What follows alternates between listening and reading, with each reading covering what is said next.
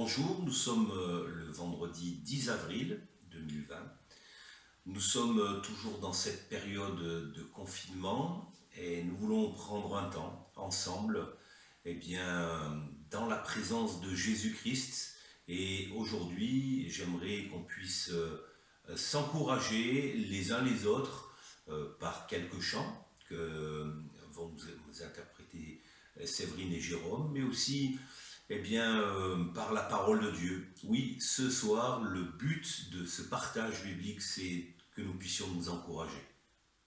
Je vous invite avec Jérôme de partager ces chants. Alors vous êtes chez vous, c'est vrai, vous avez toujours vos mains avec vous, vos pieds, et on peut battre le rythme ensemble.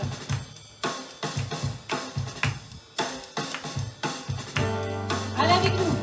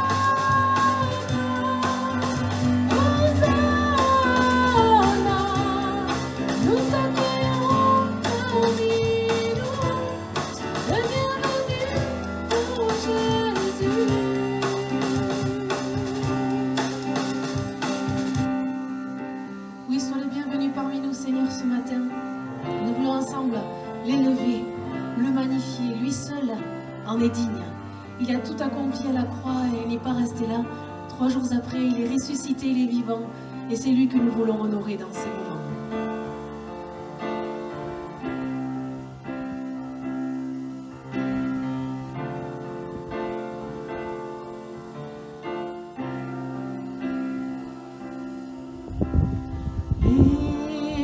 Élevé à la droite de Dieu, couronné de 1000 couronnes,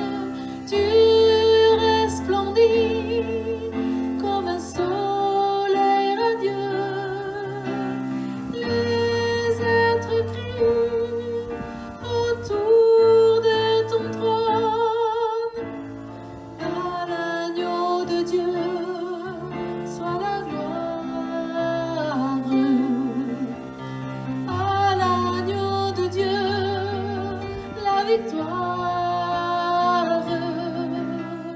à l'agneau de Dieu, soit le règne pour tous les siècles. Amen. L'Esprit Saint et l'épouse fidèle disent viens, c'est leur cœur qui appelle. Viens, ô Jésus, toi l'époux bien-aimé, tous tes élus ne cessent de chanter à l'agneau de Dieu, soit la gloire. À l'agneau de Dieu, la victoire.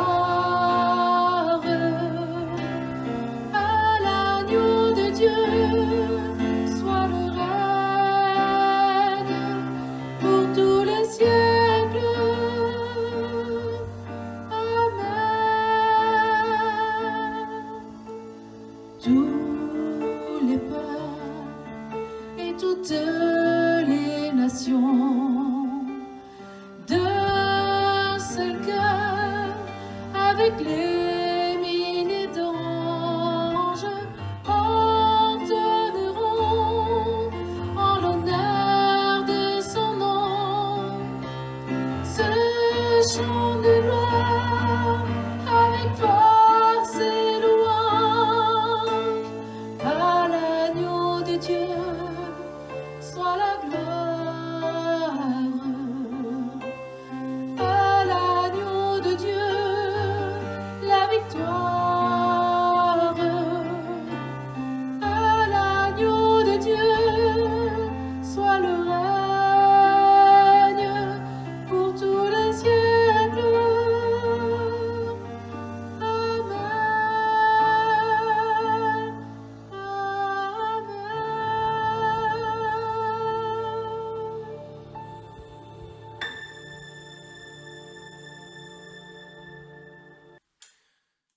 Voilà, pour partager ce moment autour de la parole de Dieu, j'aimerais qu'on puisse prendre un texte dans l'épître aux Hébreux, Hébreux chapitre 12, versets 1 à 3. Il est écrit « Nous donc aussi, puisque nous sommes environnés d'une si grande nuée de témoins, rejetons tout fardeau et le péché qui nous enveloppe si facilement, et courons avec persévérance dans la carrière qui nous est ouverte, ayant les regards sur Jésus, le chef et le consommateur de la foi, qui, en vue de la joie qui lui était réservée, a souffert la croix, méprisé l'ignominie, et s'est assis à la droite du trône de Dieu. Considérez en effet celui qui a supporté contre sa personne une telle opposition de la part des pécheurs, afin que vous ne vous lassiez point l'âme découragée. » Voilà, ce texte du chapitre 12 des Hébreux fait suite au chapitre 11, bien sûr, logiquement. Chapitre 11 parle de héros de la foi, des gens qui ont été remarquables dans leur foi. Il est question de personnes qui ont fait des exploits, mais aussi il est question de personnes qui ont manifesté leur foi au travers de la persévérance dans l'épreuve qui parfois les a amenés jusqu'à la mort. Mais comme l'apôtre Paul a pu le dire, ils ont achevé la course, ils ont gardé la foi. Et l'auteur de l'épître aux Hébreux, dans ce texte que nous venons de lire, nous parle de considérer ces gens qui ont manifesté la foi, qui ont été des exemples de foi, que nous pouvons retrouver dans la Bible, dans la parole de Dieu, mais aussi considérer celui qui est le chef et le consommateur de notre foi, Jésus-Christ, qui est un exemple dans la persévérance dans la souffrance, dans l'épreuve, mais l'auteur de l'Épître aux Hébreux nous dit aussi que Jésus a subi ces choses, pour que nous ne nous lassions point l'âme découragée. Et dans ces temps de confinement, eh bien, il y aurait beaucoup de sujets de découragement. Mais ce soir, eh bien, nous voulons nous encourager au travers de la parole de Dieu. Le découragement, on le voit, eh bien, c'est quelque chose qui peut venir soudainement, quelque chose qui peut venir, eh bien, au niveau personnel. Dans le psaume 38, versets 7 à 9, il est écrit « Je suis courbé, abattu, au dernier point. Tout le jour, je marche dans la tristesse, car un mal brûlant dévore mes entrailles, et il n'y a rien de sain dans ma chair. Je suis sans force, entièrement brisé. Le trouble de mon cœur m'arrache des gémissements. » Oui, eh bien, les épreuves, les situations de vie que nous pouvons vivre, eh bien, peuvent nous amener à nous décourager personnellement. Mais aussi le découragement peut être collectif, au niveau d'une famille, au niveau d'une église. Dans Esdras, chapitre 4, verset 4, il est écrit « Alors les gens du pays découragèrent le peuple de Juda. Ils l'intimidèrent pour l'empêcher de bâtir, et ils gagnèrent à prix d'argent des conseillers pour faire échouer son entreprise. Il en fut ainsi pendant toute la vie de Cyrus, roi de Perse, et jusqu'au règne de Darius, roi de Perse. » Oui, le découragement peut venir aussi au niveau d'une communauté, d'une église. Et la Bible, eh bien, révèle ces choses-là. Mais la Bible nous révèle aussi que celui qui est la source de notre encouragement, c'est Jésus-Christ. Dans le dernier repas qu'il a partagé avec ses disciples, et d'ailleurs nous sommes eh bien, dans le début de ce week-end de Pâques, puisque nous sommes le vendredi, ce que certains appellent le vendredi saint, le jour où il a pu partager le dernier dîner. Dans ce dîner, eh bien, Jésus a voulu encourager ses disciples avant même eh bien, qu'ils vivent des temps difficiles. Et dans Jean chapitre 16, verset 33, Jésus a pu dire à ses disciples qui allaient vivre des choses difficiles, qui allaient perdre pour un temps leur maître, il a pu leur dire « Je vous ai dit ces choses afin que vous ayez la paix en moi. Vous aurez des tribulations dans le monde, mais prenez courage, j'ai vaincu le monde. » Et mes amis, eh bien, je vous invite vraiment à vous encourager, à vous laisser encourager par la parole de Dieu, par Jésus-Christ, par une vie de piété, une intimité avec Jésus-Christ. Ouvrons nos cœurs, disons-lui tous nos soucis, nos tracas, et par son esprit, il est capable de nous encourager. Qu'est-ce qui nous décourage? Regardons quelques points, quelques éléments qui peuvent nous décourager.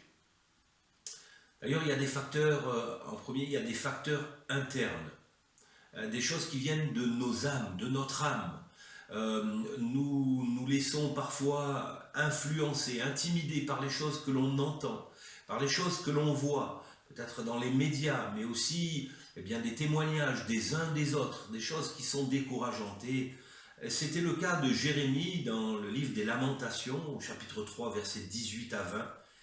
Jérémie exprime ce qu'il a au fond de son âme, et il dit « Et j'ai dit, ma force est perdue.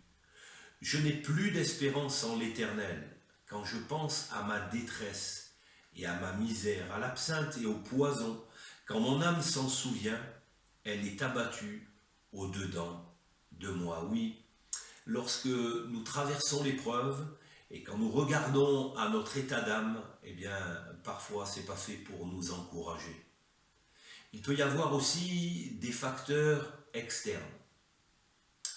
Lorsque, dans le livre de Josué, au chapitre 14, verset 8, alors que nous étions en pleine conquête, eh bien, il est écrit ceci, « Mes frères qui étaient montés avec moi découragèrent le peuple, mais moi je suivis pleinement la voie de l'Éternel, mon Dieu. » C'est Caleb qui parle et il se souvient eh bien, de cette expérience où il a été envoyé avec 11 eh bien, autres personnes pour aller explorer le pays de Canaan. Et au retour de de ce périple, eh bien, Caleb et Josué sont revenus avec un témoignage de ce qu'ils ont vu et de ce qui confirmait la parole de Dieu. Mais les 10 autres personnes, eh bien, ont découragé eh bien, le peuple par leur témoignage, par non pas ce qu'ils ont vu, mais ce qu'ils ont ressenti. Et ça montrait leur manque de foi. Et parfois, eh bien, le peuple peut être découragé, peut se retrouver fatigué à cause de témoignages, de personnes eh bien, qui n'ont peut-être pas été renouvelées dans leur foi, qui n'ont pas nourri leur foi. La Bible est là pour eh bien, nous encourager. Caleb ne s'est pas laissé décourager. Reprenons courage, c'est ce que dit la parole de Dieu. David, eh bien, à un moment donné, était parti avec ses troupes eh bien, au combat. Et en fait, lorsqu'il était au combat, l'ennemi, Amalek, est venu dans son camp et a pillé le camp et a amené les femmes et les enfants en otage. Et au vu de ce qui s'était passé, eh bien, les gens de David ont été emportés dans la colère et ils ont voulu eh bien, lapider David. Mais David ne s'est pas laissé impressionner. Et dans 1 Samuel chapitre 30 verset 6, il est écrit « David fut dans une grande angoisse, car le peuple parlait de le lapider, parce que tous avaient de l'amertume dans l'âme, chacun à cause de ses fils et de ses filles. Mais David reprit courage en s'appuyant sur l'Éternel, son Dieu. » Mes amis, eh bien, je vous invite à faire comme David, à reprendre courage malgré la situation difficile, en vous appuyant sur l'Éternel, sur notre Dieu. Reprenons courage, parce que, eh bien, nous avons l'assurance que Jésus-Christ a pardonné nos péchés. Et c'est ce que dit Jésus lui-même dans Matthieu chapitre 9 verset 2. Il s'adresse eh bien, à quelqu'un qui a besoin d'une guérison. Et Jésus lui dit « Prends courage, mon enfant, tes péchés te sont pardonnés. » Oui, cette personne avait besoin d'une guérison physique.